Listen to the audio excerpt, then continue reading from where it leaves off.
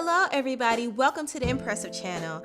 Okay, I wanted to talk about K. Michelle and Love and Hip Hop Hollywood. Now, K. Michelle took a hiatus from the Love and Hip Hop franchise to focus on her music career, but she returned back to the franchise this year, and I found some of her scenes quite interesting to say the least. She got into a heated argument with this artist named Lyrica. K. Michelle was upset with Lyrica for arriving over an hour late to her show, and she called her out on it. But K. Michelle, like always, takes it too far, and they almost started fighting.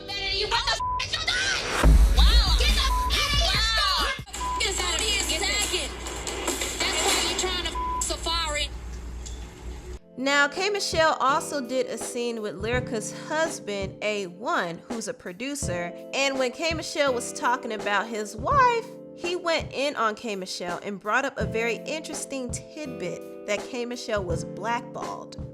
Industry ain't with you. You are blackballed from radio. I'm telling you the real. And you was about to get dropped. Now, I thought this scene was very interesting for other reasons than the drama. Honestly, he brought up an interesting fact that K. Michelle was blackballed by Radio 1, which really did affect her album sales. Now, before she got blackballed, K. Michelle had a very thriving career. To be an R&B artist in this era is pretty difficult, but she was able to really break through on the Billboard charts. Her first album, Rebellious Soul, did well. Also, her follow-up album, Anybody Wanna Buy a Heart, did fairly well too. And a part of the reason why her albums did well was because K. Michelle was a huge personality on Love and Hip Hop Atlanta. So people recognized her and she grew her fan base from there. And she left the Love and Hip Hop franchise to pursue her music full time. And everything was going smoothly, however. In 2016, it was reported by Radio 1 executives that K. Michelle was blackballed from the radio for missing some very crucial performances. She bailed out on several Radio 1 promotional events while she was in Washington, D.C.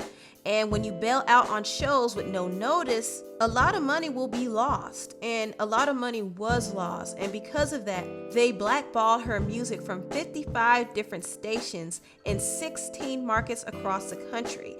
And that's huge. That was a huge hit to her career. And on top of that, K. Michelle had some bad press during the rollout of her third album, More Issues Than Vogue. When she came on The Breakfast Club to do an interview, she actually got into it with Angela Yee because she was upset with Angela for bringing up her name during an interview with Mano and Uncle Murda. In that interview, they said that K. Michelle's female parts were stink, and that made K. Michelle go off on Angela Yee because she felt like Angela was the one who provoked the conversation in the first place. There was so much negativity that kind of overshadowed the promotion of her third album, and K. Michelle felt defeated at that point. In fact, she went on Sway in the Morning and she was breaking down crying because she heard the news that she got blackballed, and on top of that, she was dealing with the backlash from that Breakfast Club interview. A lot of artists are scared to be blackballed, and you can't help but some days having an overwhelming day. I could work all year, and if I say I don't feel good, like I'm blacking out, I don't feel good, right?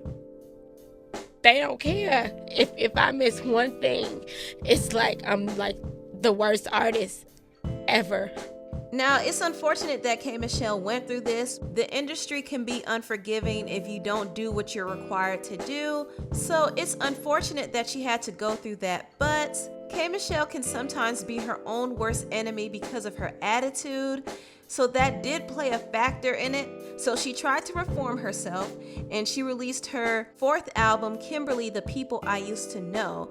But unfortunately, that album did not gain any traction because she's blackballed from radio. So K. Michelle had to run back to the Love and Hip Hop franchise, and now she's on Love and Hip Hop Hollywood acting a fool. And of course, it's entertaining to many, but I don't know how this would affect her in the future.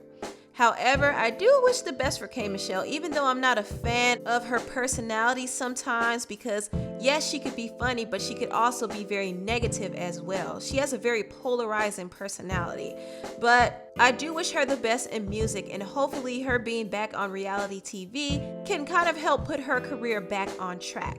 Anyway, comment down below and tell me what you all think about this video. Please like, comment, and subscribe, and share this video if you care.